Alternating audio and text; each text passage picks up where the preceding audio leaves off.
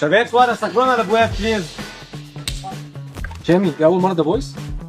أول مرة ذا فويس كيدز، ما أنا من شوي بطلت كيدز يعني، أول مرة. اول مره غنيت قدام جمهور؟ ببيروت من تقريبا سنتين، سنة ونص هيك شيء. اول مره شفت صورتك على بيل بورد في الشارع؟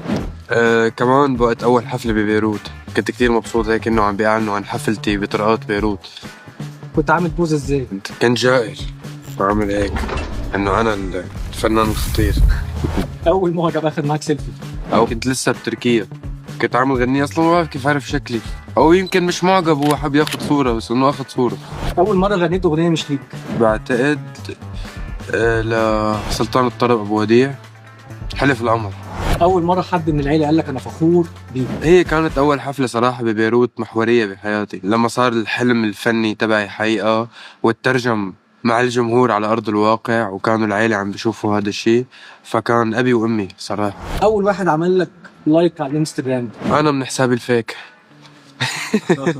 اول مره حسيت انك عملت اغنيه كسرت الدنيا؟ أول أغنية كسرت الدنيا عندي هي يا ليل ويا العين، أول ميجا هيت. اول مره عرفت ان صوتك حلو؟ من وقت ما وعيت على الدنيا وأنا بغني، ما بعرف الصوت حلو أو مش حلو بس أنا عم بغني كده كده يعني.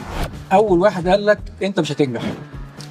أول حد قال لي، عشان هم كتار مش عارف أول واحد مين، بس بعتقد كان حدا بيشتغل معي محل ما كنت أشتغل أنا وصغير، يعني حدا كان زميلي بالشغل. تقول له ايه دلوقتي؟ لأنه أنا أصغر لجنة حكم بالتاريخ، ومن كم شهر كنت عم باخد جينيس كأول شخص بتاريخ سوريا بيكسر رقم قياسي عالمي، فمش بهمني أقول له شيء، أنا فخور بحالي.